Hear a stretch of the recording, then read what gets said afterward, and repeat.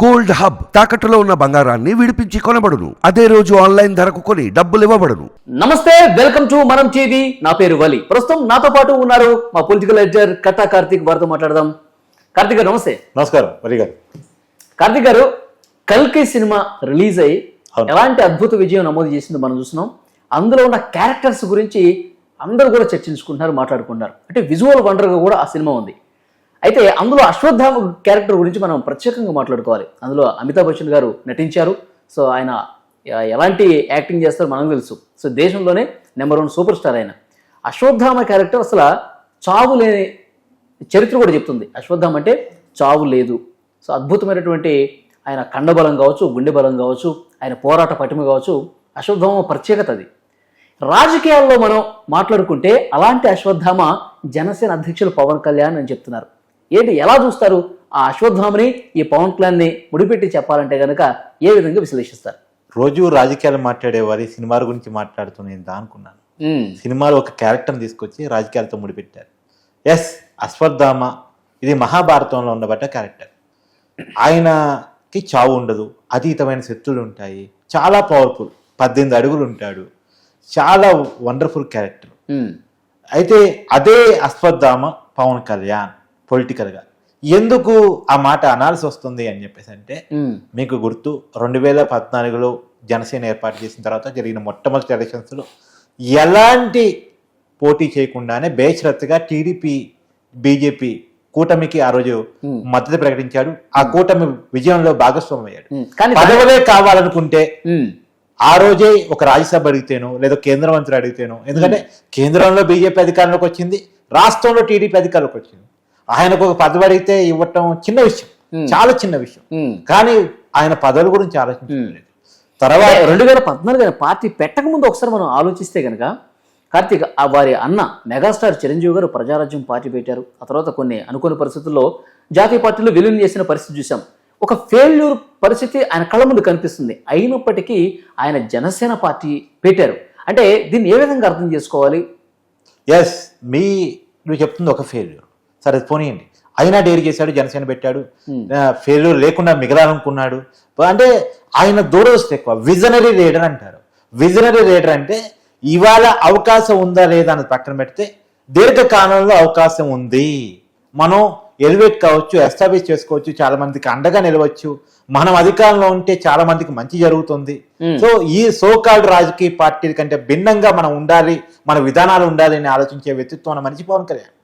కాబట్టి ఆయన దూరదృష్టితో ఆలోచించి ఆ రోజుకి ఎన్నికల్లో పోటీ చేయకుండా ఆ రోజుకి రాష్ట్రానికి ఏది మంచి జరిగింది అనుకుంటే దాన్ని మద్దతు ఇచ్చాడు. తర్వాత 2019కి వచ్చేసరికి విడిగా పోటీ చేశాడు. సో మీరు పరాజయరాజ్యం ఫెయిల్యూర్ చెప్పారు.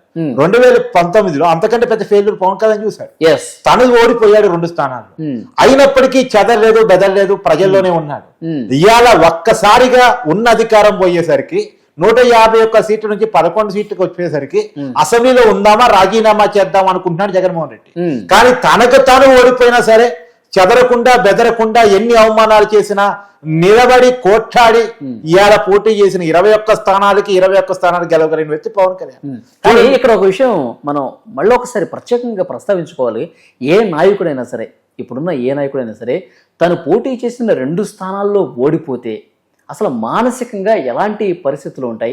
అయినా కానీ మొక్కవని దీక్షతో మనకి సాధించాల్సింది చాలా ఉందని చెప్పి తనకు తాను సర్ది చెప్పుకొని అడుగు ముందుకు వేసే విధానం ఏదైతే ఉందో దీని గురించి ప్రత్యేకంగా ప్రస్తావించుకుంటే ఏం చెప్తారు? ఆ ఓడిపోయిన సందర్భంలో ఆయన పడిన మదనం కావచ్చు. ఎస్, మీరు వేసిన ప్రశ్నకి ఒక 2 కంపారిజన్తో చెప్తాను.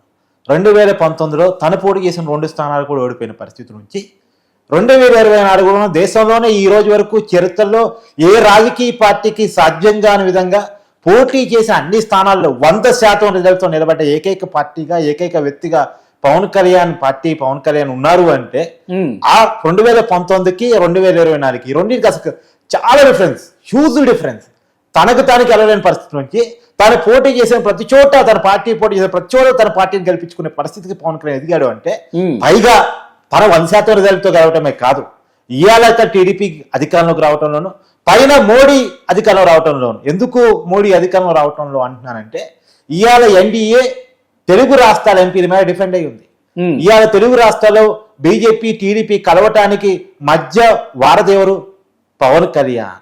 అందుకని నేను చెప్పాను ఈ పొత్తు కుదిరినప్పుడు ఖచ్చితంగా చూడండి ఎన్నికల్లో star of the war man of the match Pawan Kalyan అన్నాను. అదే మాటని చిరంజీవి గారు ఎలక్షన్ రిజల్ట్ రోజు కోట్ చేశారు. సో ఈ మాట ఫస్ట్ చెప్పింది నేను. సో ఆ రకంగా నిలబడి అందుకనే అంటున్నాను పొలిటికల్ అస్పద్దామా. మీరు ఒక్క విషయం క్లారిటీగా నాకు విషయం చెప్పండి వలి గారు. దీర్ఘకాలంలో టీడీపీ పెద్ద పార్టీ ఆంధ్రప్రదేశ్ లో, జాతీయ పార్టీలుగా స్కోప్ లేదు స్టిల్ ఇప్పటికైతే కాంగ్రెస్ కి బీజేపీకి అక్కడ పెద్ద వాళ్ళకి బలం లేదు. సో టీడీపీ కాకుండా ఇంకొక రాజకీయ పార్టీ అంటే ఏం చెప్తారు? మొన్న రాకంటే వైసీపీ చెప్పేవాళ్ళు, ఇలా వైసీపీ పరిస్థితి ఏంటి అని చెప్తున్నారు, చూస్తున్నారు. సరే ఇప్పుడు టీడీపీ కాకుండా జనసేన కనిపిస్తుంది మనకి.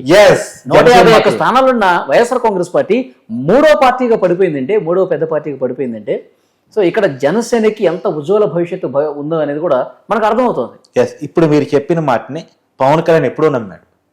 ఎందుకంటే ఆ రోజుకి జగన్మోహన్ రెడ్డి విధానాలు ఏంటి, జగన్మోహన్ రెడ్డి ఏంటో తెలుసు కాబట్టి ఆ మనస్తత్వం మిగిలేది కాదు, అది తాత్కాలికం మాత్రమే. సానుభూతి ఆధారంగా రాజశేఖర రెడ్డి చనిపోయిన తర్వాత, జగన్మోహన్ రెడ్డి జైలు పాలైన తర్వాత, ఆ కుటుంబం మొత్తం రోడ్డు మీద పడ్డ తర్వాత ఒక సానుభూతితో వచ్చేటువంటి వ్యక్తిత్వం ఉన్న మనిషి తప్ప అతనికి ప్రజలకు మంచి చేద్దామని కానీ ప్రజలకి చేద్దామని వ్యక్తిత్వంతో ఆలోచనతో జగన్మోహన్ రెడ్డి రావట్లేదు. కాబట్టి ఖచ్చితంగా రాష్ట్రంలో మంచి చేద్దామని ఆలోచనతో వస్తే ప్రజలకి మంచి చేయడం కోసం ఈ రోజు గుర్తించకపోయినా కొన్నాళ్ళు గుర్తిస్తారు. మంచి చేసుకుంటే పోవటం మాత్రమే. అంటే గుర్తించే విషయం గురించి ఒకసారి మనం మాట్లాడుకుందాం. పవన్ కళ్యాణ్ గారు పార్టీ పెట్టేటప్పుడు ఎలాంటి నిష్కల్మషమైనటువంటి హృదయంతో ఉన్నారో, ఇప్పుడు కూడా ఆయన అదే రకమైనటువంటి భావాలతో మనసుతో ఉన్నారు. కానీ అప్పుడు గుర్తించని ప్రజలు ఇప్పుడు గుర్తించారంటే అంటే ఎక్కడ లోపం ఎక్కడ జరిగిందని మీరు భావిస్తున్నారు? 1857లో భారతదేశ స్వతంత్ర పోరాటం స్టార్ట్ అయితే అది పీక్స్ కు పోవటానికి 1940 వరకు పట్టింది. అంటే భారతదేశ స్వతంత్ర ఉద్యమాన్ని, అంటే మన దేశాన్ని వేరే వాడు పరిపాలిస్తుంటే మన దేశాన్ని వాడి చేతుల నుంచి మనం కాపాడుకోవాలని ప్రజలకు గుర్తించడానికే దాదాపు 90 ఏళ్ళు పట్టింది. అలాంటిది ఒక మంచి చేద్దామని ఒక రాజకీయ నాయకుడు వచ్చిన తర్వాత మన ప్రజలకు గుర్తి టైం పట్టింది. ఆటోమేటిక్ గా మనకు తప్ప ఒప్ప పక్కన పెడితే మన చరిత్ర చెప్తుంది కూడా ఏంటంటే కొద్దిగా టైం పడుతుంది, ఓపిక్ గా ముందుకెళ్ళాలి. ఓపిక్ గా పవన్ కళ్యాణ్ ముందుకెళ్ళాడు. ఎన్ని అపజయాలు వచ్చినా సరే, ఎన్ని అవమానాలు వచ్చినా సరే విజనరీగా ముందుకెళ్ళాడు. గుర్తిస్తారు, ప్రజలు గుర్తిస్తారు. ప్రజల గుర్తింపు కోసం కాదు, నేను మంచి కోసం ముందుకెళ్తున్నాను. మహాభారతంలో కూడా పాండవులు ఆ ఓటమి పాలవటానికి స్కోప్ ఉన్న సందర్భాలు చాలా ఉన్నాయి. కానీ బెదరకుండా శ్రీకృష్ణుడు గీతోపదేశం చేశాడు, ముందుకు కదిలారు, గెలిచారు. తర్వాత ఇప్పుడు రామాయణంలో కూడా చూడండి, సీత దొరికిద్దే అని ఆశపోవటానికి చాలా ఇక దొరకదేమో అనుకునేలా చరిత్ర ఉంది. కానీ దొరికించుకోగలిగాడు, రావణాసురు అంతం చేయగలిగాడు రాముడు. సో ఎప్పుడైనా చూడండి కథలో చాలా ట్విస్టులు ఉంటాయి, ఎండింగ్ మాత్రం సుఖాంతంగా ఉంటుంది. ఈ జనసేన ప్రస్థానం కూడా, పవన్ కళ్యాణ్ ప్రస్థానం కూడా అలానే ఉంటుంది. మొదట్లో అనేక ఆచిపోట్లు రావచ్చు, అనేక ఇబ్బందులు గురి కావచ్చు, కానీ దాన్ని తట్టుకొని నిలబడి ముందుకెళ్ళి అవమానాన్ని, ఆటంకాలని గెలుపు మాత్రం హీరోదే. ఖచ్చితంగా నేను ఇంకో విషయం కూడా చెప్తున్నాను. రాబోయే కాలంలో ఆంధ్రప్రదేశ్ రాజకీయాల్లో మిగిలేది పోటీ ఇచ్చేది 2 రాజకీయ పార్టీలు మాత్రమే, అది టీడీపీ అండ్ జనసేన.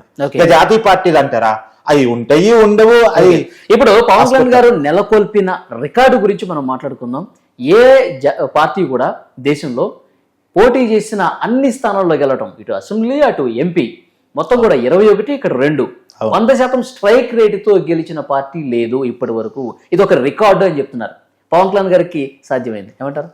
ఖచ్చితంగా ఆయన 99% స్ట్రైక్ రేట్ తో తీసుకున్నానన్నారు, కానీ 100% స్ట్రైక్ రేట్ తో తీసుకున్నాడు ఆయన.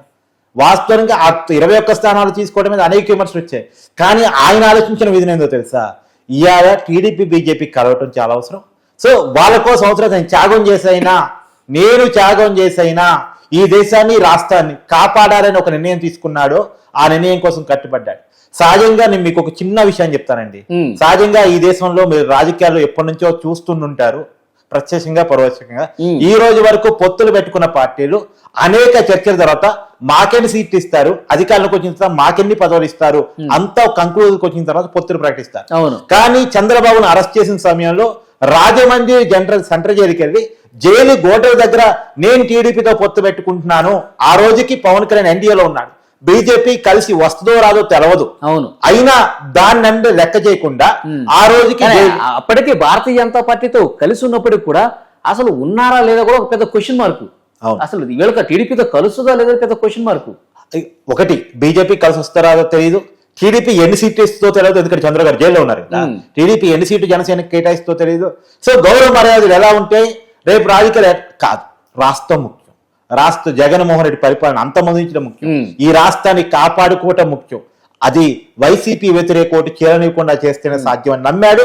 నమ్మిన దానికి నిలబడ్డాడు, నిలబడిన దానికి త్యాగం చేశాడు.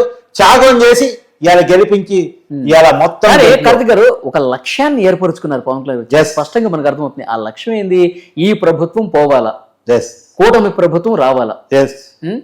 ఈ తెలుగుదేశం, జనసేన లేకపోతే బీజేపీ ఏదైనా సరే చూడండి. ఇప్పుడు మనం మొదటికి వచ్చేస్తే అస్పద్ధాంలో ఉన్న క్యారెక్టర్స్ అని కనపడ్డాయా? నిలబడి అమరుడుగా బతకటం, త్యాగానికి కూడా సిద్ధపడటం, సో ఎదురడి ఆటంకాన్ని ఎదిరించి నిలబడటం, ఇవన్నీ కూడా మహాభారతంలో అశ్వత్థామ క్యారెక్టర్ లో కనపడే లక్షణాలు. అవన్నీ ఇవాళ పవన్ కళ్యాణ్ మనకు కనపడుతున్నాయి. సో పొలిటికల్ చిరంజీవుడు, అశ్వత్థాముడు, జనసేన అధినేత పవన్ కళ్యాణ్. ఓకే, ఇప్పుడు ఆయన గెలిచిన తర్వాత కూడా ఆయన ఎక్కడ కూడా ఇప్పుడు రిలాక్స్ అయిపోయిన పరిస్థితి కనిపించట్లా. గెలిచిన తర్వాత ఆయన ప్రమాణ స్వీకారం చేసిన వెంటనే ప్రజా దర్బార్ పెట్టడం, ప్రజా దర్బార్లో ఒక తల్లి ఆవేదన చూసి మిస్సింగ్ కేసుని ఏ విధంగా సాల్వ్ చేశారో మనం చూసాం. అనేక శాఖలకు సంబంధించి 5 శాఖలు నిర్వర్తిస్తున్నారు. సమీక్షలు చేయటం, అధికారులతో ఎప్పటికప్పుడు మాట్లాడటం, ఇంకేదైనా సబ్జెక్టు కావాలంటే తెప్పించుకోవడం, నిరంతరంగా శ్రామికుల్లాగా ఆయన పనిచేసుకుంటూ పోతున్నారు. ఎలా అర్థం చేసుకోవాలి ఈ పాయింట్? నేను చెప్తాను, మీరు అన్నది కరెక్ట్. ఒక పిఠాపురం ఎమ్మెల్యేనో, మంత్రో, డిప్యూటీ సీఎం ఇవన్నీ పక్కన పెడితే ఇవన్నీ కాకుండానే పవన్ కళ్యాణ్ ఒక సెలబ్రిటీ. ఒక సెలబ్రిటీలో ఉన్న వాళ్ళు అంత ఈజీగా సామాన్యులతో ఇంటరాక్ట్ కాలేరు. కానీ పవన్ కళ్యాణ్ ఇప్పుడు మొన్నటిదాకా పరదాలు కట్టుకున్న ముఖ్యమంత్రిని చూసాం మనం. ఆయనేమి ఒక వైసీపీ అధినేత, ముఖ్యమంత్రి, పులివెందుల ఎమ్మెల్యే, వైసీపీ అధినేత, ఇవన్నీ పక్కన పెట్టేస్తే అతను వేరే సెలబ్రిటీ అంటూ ఏమీ లేదు. కానీ పవన్ కళ్యాణ్ ఉంది. పవన్ కళ్యాణ్ సినిమా క్రేజ్ అదనంగా ఉంది. అయినప్పటికీ మొన్నటిదాకా ఆయన పరదాలతో కట్టుకుని బతికాడు, తాడేపల్లి ప్యాలెస్ తలుపులు మూసుకొని బతికాడు. కానీ పవన్ కళ్యాణ్ తన పదవి వచ్చినప్పటి నుంచి ప్రజలతో ఎలా ఇంటరాక్ట్ అవుతున్నాడు, వచ్చే ప్రతి సమస్యని సాల్వ్ చేయడానికి ఎలా ప్రయత్నం చేస్తున్నాడు అనడానికి మీరు చెప్పిన ఒక ఉదాహరణ. అది మాత్రమే కాదు, ఆయన అన్నారు 4 రోజులు హడావుడి చేస్తాడు, సినిమా షూటింగ్కి వెళ్ళిపోతాడు, ఏదో బాధ్యత తీసుకున్నాక 4 రోజులు ఉంటాడు పోతాడు అనుకున్నారు. కానీ స్టిల్ ఈ రోజు వరకు ఇంకా ప్రజల్లోనే ఉన్నాడుగా. స్టిల్ ఇంకా పార్టీ కోసం, ప్రజల కోసమే నిలబడ్డాడు కదా. సో విరామంలో సినిమా షూటింగ్లకి ఇస్తున్నాడు తప్ప విరామంలో పాలిటిక్స్ చేయట్లే. ఆయన ఫుల్ టైం పాలిటిక్స్ చేస్తున్నాడు, పార్టీకి ప్రజలకి అందుబాటులో ఉంటున్నాడు. కలిసిన ప్రతి సమస్యని, తన దృష్టికి వచ్చిన ప్రతి సమస్యని సార్ట్అవుట్ చేస్తున్నాడు. జీతం తీసుకుందాం అనుకోని కూడా పంచాయతీరాజ్ శాఖ పరిస్థితిని చూసి నాకు జీతం వద్దన్నాడు. కానీ ఆయన విపక్షంలో ఉన్నప్పుడు ప్రజా సమస్యల మీద ఏ విధంగా అయితే పోరాట పటిమ ప్రదర్శించారో, ఇప్పుడు ఆ సమస్యల పరిష్కారం చేసేందుకు అంతే గొప్పగా పాలన చేసుకుంటూ పనిచేసుకుంటూ పోతున్నాడు. అధికారులు కూడా నివ్వెరబోతున్నారంట. ఆయన చేసే సమీక్షలు, ఆయన లేవనెత్తే డౌట్లు, సమస్య పరిష్కారానికి ఆయన చూపించే చిత్తశుద్ధి, ఇవన్నీ కూడా అద్భుతంగా ఉన్నాయని చెప్పి కొనియాడుతున్నారు. ఒక గ్రూప్ 1 ఆఫీసర్ నాతో చెప్పింది, సహజంగా ఇతను సినిమా రంగానికి సంబంధించిన వ్యక్తి, అంటే డెప్త్ ఉండకపోవచ్చు, పైపైన అడవుడు చేస్తాడేమో అనుకున్నారు. కానీ అతను చేసిన రివ్యూ చూసిన తర్వాత వీళ్ళలో చెమటలు పట్టడం, తర్వాత ఎవరైతే పవన్ కళ్యాణ్ చేసే రివ్యూలు పట్ట భయభ్రాంతులకు గురవుతున్నారో, ఆ ద్వారంపూడి కావచ్చు, ఎర్రచనం స్వగ్నులు కావచ్చు, వాళ్ళలో వచ్చలబడే విధంగా పవన్ కళ్యాణ్ తీరుంటాం అనేది ఆశ్చర్యకరమైన విషయం. నిజంగా ఆయన డెప్త్ ని, ఆయన ఎక్కువ పుస్తకాలు చదువుతాడంట, విజ్ఞానం నేర్చుకుంటాడంట. సో సమాజాన్ని చదివిన వ్యక్తిగా పవన్ కళ్యాణ్ చూడాలి అనేది మాత్రం నేను క్లియర్ గా చెప్తాను. మనకు అర్థమైపోతుంది క్లియర్ కట్ గా, పొలిటికల్ అశ్వత్థామ. సో చిరంజీవిగా చరిత్రలో నిలిచిపోయే ఒక పొలిటీషియన్ గా పవన్ కళ్యాణ్ నిలుస్తారు, పొలిటికల్ అశ్వత్థామగా నిలుస్తారంటంలో ఎటువంటి సందేహం లేదు. మంచి అనాలిసిస్ ఇచ్చారు. థ్యాంక్ యూ కార్తిక్ గారు. Thank you.